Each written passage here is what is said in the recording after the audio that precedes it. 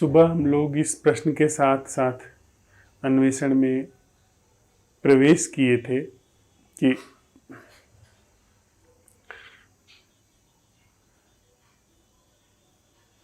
जैसा हमारा जीवन है उसका क्या ऐसा अवलोकन हो सकता है जो हम नहीं कर रहे हैं और न ही दूसरा कोई हमारे लिए अवलोकन कर सकता है। हमारे जीवन की जो संरचना है, जिसको हमने देखा कि जीवन में दुख है और उसके साथ साथ दुखी होने वाला भी है, तो इस पूरी संरचना का क्या इस तरह अवलोकन हो सकता है जो मैं नहीं कर रहा हूं, क्योंकि मैं तो दुखी हूं और दुख का ही हिस्सा हूं। तो मैं अगर अवलोकन करता हूं तो अवलोकन अधूरा होगा, क्योंकि अवलोकन करता जो अवलोकन करने वाला है वह तो छूट गया ना। अवलोकन करने में वह जिसका अवलोकन किया जाना है वह छूट गया। इसलिए अगर दुख मैं हूं तो मैं अवलोकन नहीं कर सकता हूं और दुख का दूसरा कोई अवलोकन नहीं कर सकता है, क्योंकि दूसरा दुख की संरचना में उतरा हुआ नहीं है। फिर यह प्रश्न आया कि क्या इस पूरी जीवन संरचना का ऐसा अवलोकन हो सकता है जो मैं नहीं कर रहा हूं। इसमें चलते हुए पहली ही बात जो हम लोगों के संवाद में निकल करके आई है वह है भय। एक अनजाना सा भय तत्काल वहां पर जगह लिया। वहां पर हम अपने अंदर एक भय पाते हैं कि अरे यह संरचना जो भले ही दुखकारी है, भले ही झूठी है, लेकिन यह अगर गिर गई तो फिर क्या। इसमें यह भी हम लोगों ने पता लगाया कि जो भय हो रहा है वह किसी अनजानी चीज का नहीं हो रहा है, जबकि हमारा मन दिखाता है ऐसा कि हम अनजानी चीज का भय मान रहे हैं। हमको अनजानी चीज का भय हो रहा है कि यह पूरी संरचना अगर प्रकाश में आई और प्रकाश में आने के साथ ही साथ विसर्जित हो गई तो फिर पता नहीं वहां पर क्या होगा। उसका भय हमारा मन दिखाना चाहता है। पर जब हमने थोड़ी छानबीन की, थोड़ा ठहरे अपने साथ, तो यह प्रकाश में आया कि जो हम हैं अभी उसी के खोने का भय है, न कि कुछ अनजाना हो जाएगा उसका भय। इसको भी हमने साथ साथ चलते हुए सत्यापित कर लिया कि हमको अनजाने का भय नहीं है, जाने पहचाने के खोने का भय। फिर थोड़ा सा हम उसमें प्रवेश किए, आगे बढ़े। उसमें यह हमारे प्रकाश में आया कि जो यह जाना पहचाना है, इसमें ऐसा क्या है जिसके खोने का भय है। ऐसा क्या मेरे पास है, ऐसी कौन सी चीज है जो बड़ी मूल्यवान है और उसके खोने का भय है। हम अपने अंदर जाएं तो पाते हैं कि थोड़ी से सांत्वनाएं हैं, थोड़ी सी चिंता है, थोड़ा सा संताप है, थोड़ा सा क्षोभ है, विषाद है, थोड़ी सी प्रतिस्पर्धा है और उन सारी चीजों पर थोड़ा थोड़ा मनोरंजन है। मनोरंजन शब्द को जरा समझ लेना चाहिए। मन को थोड़ा सा भुलावा दे देना, मन को बहका देना थोड़ा। जैसे बच्चे को, ये बच्चा है, ये अभी इसको खाली बैठने के लिए कहा जाए तो ये नहीं बैठ पाएगा, तो ये मोबाइल में लगातार देख रहा है। ये मनोरंजन है। इसको यह सिखाया नहीं गया है या इसने यह नहीं सीख पाया है कि बिना किसी चीज में व्यस्त हुए मन को कैसे देखना है, बिना किसी चीज में व्यस्त हुए कैसे जिया जाना है। हमने खुद ही नहीं देखा है तो बच्चों की तो बिसात क्या।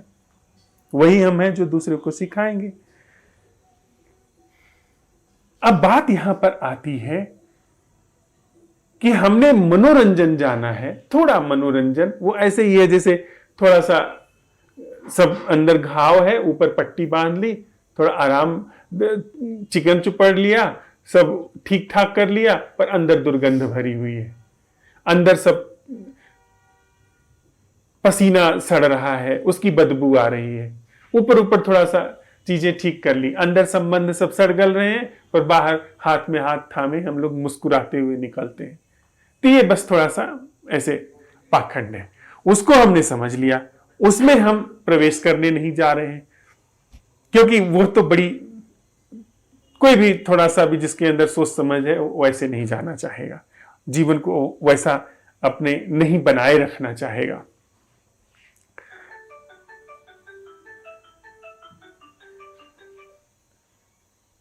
अब बात आती है कि जब हमने यह सत्यापित कर लिया, यह देख लिया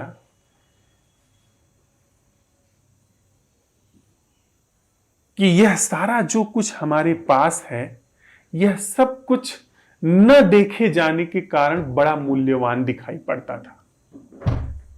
हमने कभी टटोला नहीं था, इस वजह से बड़ा मूल्यवान दिखाई पड़ता था। हम सब लोग एक दूसरे को धोखा देते हैं ना। एक छोटी सी कहानी मुझे याद आती है कि एक व्यक्ति बूढ़ा हुआ और उसने अपना पूरा जीवन जो है इन चीजों में लगा दिया था, जिसको जैसे हम सब जीते आते हैं ऐसे ही उसका जीवन खप गया था। तो उसके पास कुछ था नहीं, उसने सब कुछ गंवा दिया था, पर थोड़ा चतुर था। वह एक बड़ी सुंदर सी संदूकची लेकर के आया और बड़ा ही इस तरह दिखाते हुए कि जैसे कि बहुत उसके पास मूल्यवान कोई चीज है ऐसे।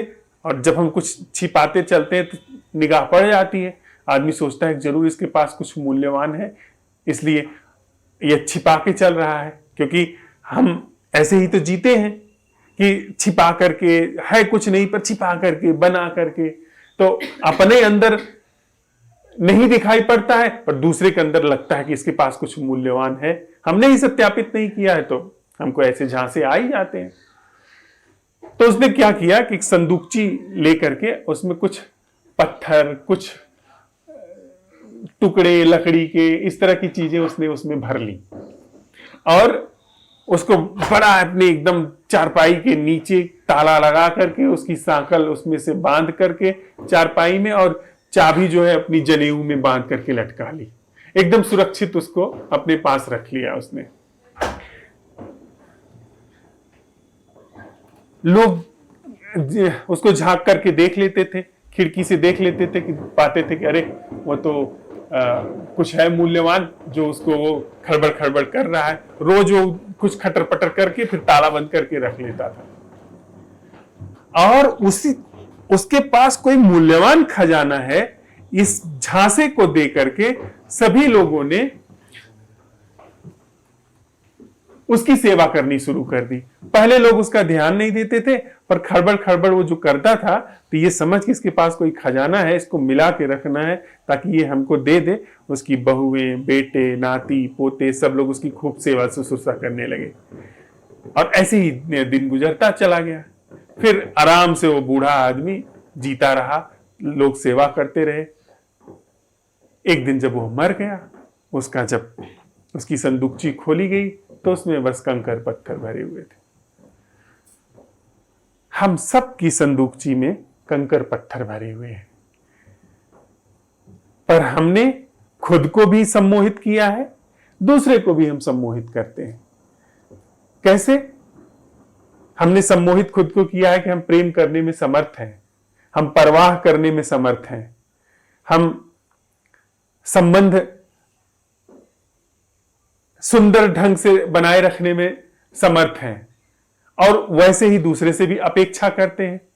तो खुद को भी सम्मोहित किया है, दूसरे को भी। अगर हम अपने अंदर थोड़ा सा अन्वेषण करें, संबंध के नाम पर हम क्या जानते हैं, क्या है संबंध के नाम पर हमारे पास? हम लोग अगर एक दूसरे को देना चाहें संबंध के नाम पर क्या दे सकते हैं? थोड़े से ख्याल, थोड़ी सी धारणाएं, थोड़ी सी मान्यताएं, थोड़ी सी सनक, थोड़े से सम्मोहन, थोड़ा सा शरीर का लेना देना, थोड़ा सा मन के रंजन, इन्हीं सब लेन देन को हम कहते हैं कि हम संबंधित होना जानते हैं। अटेंशन, दूसरे को देना, दूसरे से लेना, लेन देन, दूसरे को झांसा देना, खुद झांसा खाना, यही सब हम किए हैं। और हम समझते हैं कि हमारे पास बड़ी मूल्यवान धरोहर है। वो तो बूढ़ा चालाक था, वो ये कम से कम वो तो जानता था कि इसमें कुछ नहीं है, लेकिन दूसरे वो जानते थे कि इसमें बहुत है, धन है। हमारे साथ तो ऐसा है कि न हमको पता है न दूसरे को पता है। दूसरा भी झांसे में है, हम भी झांसे में, और है कुछ नहीं।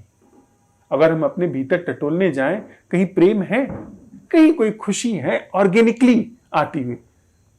आप अपने भीतर जाएं, पा रहे हैं कहीं की खुशी का कोई झरना फूटा हुआ है जिससे खुशी बह रही है, अनायास खुशी बह रही है। जैसे फूल से अनायास गंध बहती है, उड़ती है। हमारे अंदर कोई ऐसा स्रोत है, लेकिन फिर भी हम इसी जीवन को कंटिन्यू बनाए रखे हुए हैं। हमारे अंदर सब तरीके की सरी गली चीजें, मान्यताएं, धारणाएं, ख्याल, सब कुछ ठुसे पड़े हैं, पर हम समझते हैं कि हम बड़े समृद्ध हैं, बड़े धनवान हैं। अरे है कुछ नहीं, अंदर कुछ नहीं है, पर बचाए रखे हैं, उसको ताला बंद करके रखे हैं कि जैसे कोई छीन ले जाएगा। और ऐसे ही आंख बंद हो जाती,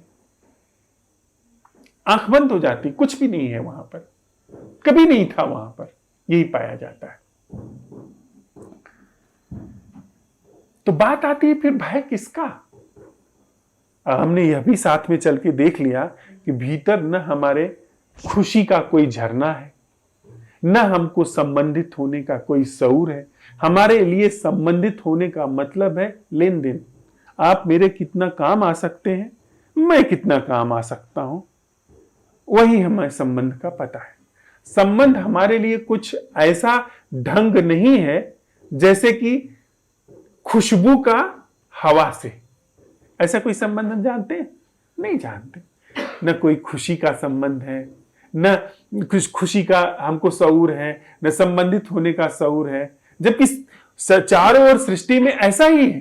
पहाड़ से नदी उतरती है, आकाश में बादल छाते हैं, फूलों में खुशबू आती है, ये सब कुछ अपने से होता है। लेकिन हमारे जीवन में ऐसा कुछ नहीं, सब कुछ अनावटी बनावटी, घेर फेर, पर ऐसा हमको समझाया गया है बड़ा मूल्यवान है, ये बड़ा हम बहुत महत्वपूर्ण जीवन का काम कर रहे हैं, जीवन की सारी दुनिया की सारी जिम्मेदारी हम ढो रहे हैं, बड़ा महत्वपूर्ण काम कर रहे हैं कि परिवार को बनाए रखे हैं, समाज को बनाए रखे हैं, ये काम कर रहे हैं। हम अगर हट गए, जबकि किसी के जाने से कुछ नहीं होता है। अभी मेरी मृत्यु हो जाए, कौन सा फर्क पड़ेगा किसको? लेकिन युधिष्ठिर ने, यक्ष ने युधिष्ठिर से यही पूछा कि बड़े से बड़ा आश्चर्य क्या है। यक्ष ने जो उत्तर दिए थे, जो उनके यक्ष के प्रमुख प्रश्न थे, उसमें एक प्रश्न यह भी था कि बड़े से बड़ा आश्चर्य क्या है कि मृत्यु देख करके भी आदमी सोचता है कि वह महत्वपूर्ण है। मेरी मृत्यु हो जाए, कितने पल जो बड़े से बड़े खूंखार होते हैं, उनको भी दिन दो दिन में भुलाने में देर नहीं लगती। जो बड़े से बड़े नामी अभिनेता नेता होते हैं, अभी राजू श्रीवास्तव का निधन हुआ है, एक दो दिन बड़ी हल्ला चली, गायब, हमेशा के लिए गायब। कितने लोग आए, कितने लोग गए, पर हम जब होते हैं तो सोचते हैं कि बड़ा मूल्यवान व्यक्ति हूं मैं जीवन का, मैं परिवार का आधार हूं, मेरे बिना तो सब गड़बड़ हो जाएगा, सब हिल जाएगा, ऐसा। लेकिन हम अगर थोड़ा सा भीतर जाएं तो पाएं ऐसा कुछ भी नहीं। हमने खुद को सम्मोहित किया हुआ है और दूसरे को भी सम्मोहित किया है, दूसरे को भी झांसा दे रहे हैं, खुद भी झांसे में। लेकिन अगर थोड़ा सा भी हमने भीतर प्रवेश किया तो ऐसा पाया। फिर भय क्या? फिर भय की क्या अवस्था है? पहला चरण हमने देखा कि भय अनजानी चीज का नहीं होता है। दूसरी चीज देखी, जानी पहचानी चीज में कुछ भी ऐसा नहीं है जो जिसे खोने के लिए भयभीत हुआ जा सके। तो दोनों ही अवस्थाओं में अगर हमने भय की पूरी संरचना को समझ लिया, भय यानी क्या? खुद के अवलोकन में, खुद की पूरे सत्यापन में, यह मैं की संरचना जो कि झूठ है, जो कि हमारे अंदर, जैसे सर कह रहे थे कि वो एक असेंबलिंग है, वो एक सब बिठाया गया है, उसको हम जब तक नहीं जानते थे तब तक तो बड़ा मूल्यवान था। अब जब जानने लगे हैं तो उसमें कुछ ऐसा नहीं है जो कि बचाने जैसा है, बल्कि जितना जल्दी खो जाए उतना अच्छा। भीतर अगर हम आप जाएं तो देखें पाएंगे इतना सब कुछ जला कटा है, जिसको लेकर हम कहते हैं कि जितना जल्दी ये खो जाए उतना अच्छा। कोई भी व्यक्ति जरा सा भी जागा होता है तो भीतर तो देख करके घबराने लगता है, ये क्या मेरे अंदर चल रहा है, क्या विष मैं अपने अंदर ढो रहा हूं, जो सबसे पहले कैसे अंगारे मैंने अपने जीवन में फैलाए हुए हैं। इसको तो जल्दी से जल्दी हम मुक्त हो जाएं तो अच्छा। अब थोड़ा सा उसमें हम और आगे चलते हैं साथ साथ। यह बात ठीक ठीक दिख गई, यह बात सत्यापित हो गई। अब भय यानी क्या? अब खुद को देखने में कौन सा भय? एक मुझे कहानी याद आती है कि एक व्यक्ति एक फकीर के पास गया। उसने पूछा कि मुझे बड़ा भय लगता है, मुझे बड़ा डर लगता है, मैं हर चीज से डरता हूं, पड़ोसी से डरता हूं, पत्नी से डरता हूं, माता पिता से डरता हूं, अपने धन को खोने से डरता हूं, अंदर बड़ा भय लगता है। तो उन्होंने कहा अच्छा ठीक है, ये बहुत सारा भय है, बात तो बिल्कुल तुम सच कह रहे हो। ऐसा करो, कल थोड़ा भय ले आना, तुम कल थोड़ा भय ले आना, उसकी थोड़ा जांच पड़ताल करेंगे और इसके बाद फिर उसके साथ प्रयोग करेंगे और दवा ऐसी दे देंगे कि भय नहीं लगेगा। पर उस भय को थोड़ा मुझे पकड़ना पड़ेगा, थोड़ा उसको देखना पड़ेगा ना, कि समझना पड़ेगा रोग को। उसने कहा ठीक है, भय तो मेरे पास बहुत सारा है, जिधर देखो उधर भय भरा हुआ है, इस चीज में भय है, उस चीज में भय है। फिर वो व्यक्ति गया और उसने सोचा कि भय को समेट लूं, थोड़ा भय को इकट्ठा कर लूं। अब वो भय को खोजने लगा, देखने लगा। लेकिन जब आप भय को खोजने चलेंगे, भय का मतलब ही पूरा ऐसा है जब आप नहीं देख रहे हैं, जब आप नहीं जाग रहे हैं। हम लोग भयभीत अब तक क्यों थे? क्योंकि हमने भीतर देखा नहीं था कि क्या खोने से हम डर रहे हैं। और भीतर जाकर के खोने के लिए उन चीजों का सत्यापन किया, भय नहीं पाया गया। तो वैसे ही उस व्यक्ति ने किया कि किस किस चीज को खोने का भय है, और चीजें दिखने लगी कि भाई क्या खोने का भय है, संबंध खोने का भय है, तो भी दिखना संबंध कहां है, कहां खोएगा। अब उसको खोजने में एक जागरण भी भीतर फैलने लगा। जब आप किसी चीज को देखना शुरू करते हैं तो होश आता है, होश आता है तो भय जो है गलता है। अब रात भर वो भय खोजता रहा, खोजता रहा, खोजता रहा, खोजता रहा। अब भय कहीं पाया नहीं गया। भय सुबह हुआ, अब उसकी जब आंख खुली तो ऐसी खुली जैसी सबकी खुलनी चाहिए, ऐसी आंख खुली उसकी जैसी सबकी खुलनी चाहिए, कहीं कोई भय नहीं था। तो इसको जाना था, पर जिसके पास वो गया था, जिस फकीर के पास, वो इसके पास आया। उसने पूछा कि अरे भाई तुम तो आज आने वाले थे भय लेकर के, कहां है? तो उसने हाथ जोड़ लिए, कहा आपने अच्छी तरकीब बताई, मैंने बहुत खोजा, भय कहीं नहीं मिला। भय दुख तब तक होता है जब तक हमने उसका सत्यापन नहीं किया है। सत्यापन करते ही वो पाया नहीं जाता, आंख खोलते हुए पाया ही नहीं जाता। तो हमने इस पूरी दुख संरचना का जब अवलोकन करना शुरू किया, देखना शुरू किया, पाया गया कहीं दुख तो है ही नहीं। वह यांत्रिकता, वह बनावटीपन, वह बेहोशी, वो अंदर चल रही जलन, हिंसा, घृणा, क्रोध, वैर, वैमनस्य, ये तो कहीं है ही नहीं। असल क्या है वहां पर? होश। भाई जब आप भय का पता लगाने चलेंगे तो होश में रहेंगे, देखेंगे। देखना तो बचा रहा, लेकिन भय खत्म होता चला गया, दुख खत्म होता चला गया, वो सारी चीजें खत्म होती चली गई जो कि अब तक जीवन में कब्जा जमाई हुई थी। और किस लिए चली गई? क्योंकि देखना शुरू हो गया। तो अब भय कहां है? क्या हम अपने को देखने में अभी भयभीत हैं? इसको हम लोग साथ साथ चलते हुए थोड़ा इसका भी सत्यापन करते हैं। दूसरी चीज हम लोगों के संवाद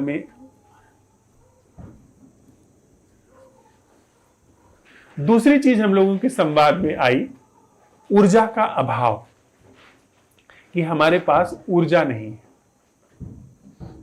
चीजों को देखने की, समझने की, उनके प्रति जागरण करने की ऊर्जा नहीं है। सोए सोए चल रहे हैं, ये समय नहीं है, ऊर्जा नहीं है। इस पर भी थोड़ा हम लोग आज रात में परख करें कि हमारी ऊर्जा का खर्च कहां हो रहा है, किन चीजों में ऊर्जा खपत हो रही है। क्योंकि कुछ भी करें, मैं इधर से इधर देखूं, यह ऊर्जा है, यह ऊर्जा का व्यय होना है। आज हम इस चीज का पता लगाते हैं कि हमारी ऊर्जा कहां खर्च हो रही है। अगर मैं कहूं कि ऊर्जा मेरी कहां खर्च हो रही है, तो मैं देखना शुरू करूंगा ना कि ऊर्जा कहां खर्च हो रही है, किन किन चीजों में मैं जुटा हुआ हूं। हम सब कहते हैं ना कि समय नहीं है, ऊर्जा नहीं है, इसमें तो बड़ा ऊर्जा लगती है, तो बड़ी बहुत जटिल और बड़ी गहरी बातें हैं, इसके लिए कहां समय है, इसमें तो हम एक पल में ही उबासी लेने लगते हैं, जम्हाई आने लगती है। पर हम थोड़ा पता लगाते हैं कि ऊर्जा कहां खर्च हो रही है, देखते हैं क्या ऊर्जा अनर्गल बातें सोचने में खर्च हो रही है। बस उसे देखें, पता लगा रहे हैं हम कि ऊर्जा कहां खर्च हो रही है। जो चीजें हम लोग लगातार सोच रहे हैं, क्या उनको सोचने की जरूरत है?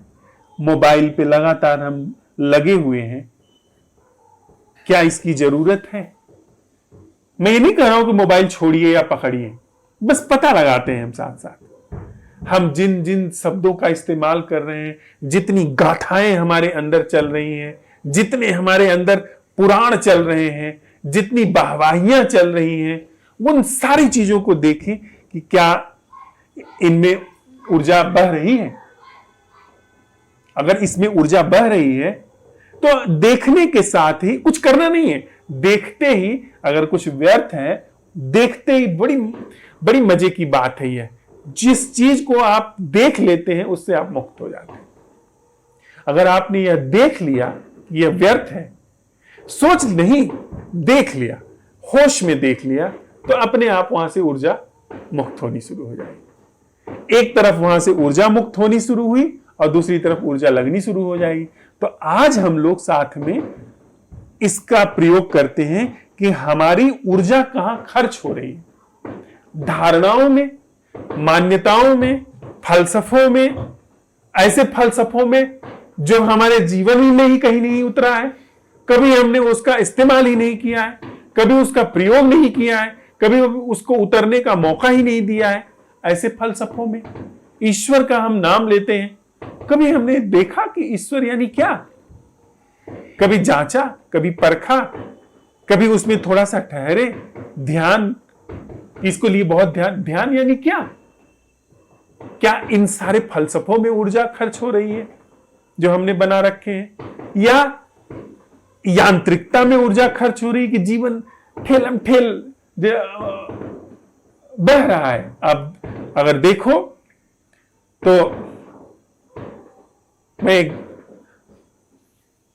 ऑफिस में ऐसी जगह पर नियुक्त था जहां पर सेवानिवृत्त होने के बाद लोग आते थे, तो मुझे खूब देखने का मौका मिलता था कि कोई सेवानिवृत्त होने वाला है महीने भर बाद, कोई सेवानिवृत्त हो चुका है। दोनों लोगों के चेहरे देखते थे। जो सेवानिवृत्त होने वाला है चिंताग्रस्त है कि अब तक जीवन एक 60 साल की उम्र तक एक मोमेंटम में चला है, अब क्या करूंगा, आज तक तो लोग सलाम करते रहे, अब क्या करूंगा। और सेवानिवृत्त होते ही वो आदमी जो सीना तान के चलता था वो ऐसे हो जाता। हो सकता है शरीर से ना हो, लेकिन अंदर सब बुझ जाता था। सारी चीजें उसकी एकदम गात शिथिल हो जाते थे। ऐसे चलता था जैसे जीवन समाप्त हो गया। और ज्यादा से ज्यादा सेवानिवृत्ति के बाद जो औसत आयु होती थी 5 साल, 5 साल से ज्यादा, 5 साल वो घिसटता था, जीता नहीं था, खींच के चलता था, और 5 साल में समाप्त। क्यों? क्योंकि घर्षण से ऊर्जा मिलती थी। अब कोई घर्षण नहीं है, कुछ करने को, कुछ होने को, उससे ऊर्जा मिलती थी, रुग्ण ऊर्जा थी पर उससे मिलती थी। अब वो उसका कोई उपाय नहीं, तो वो सब समाप्त। तो आज थोड़ा हम इस पर प्रयोग करते हैं कि हमारी ऊर्जा खपत कहां हो रही है।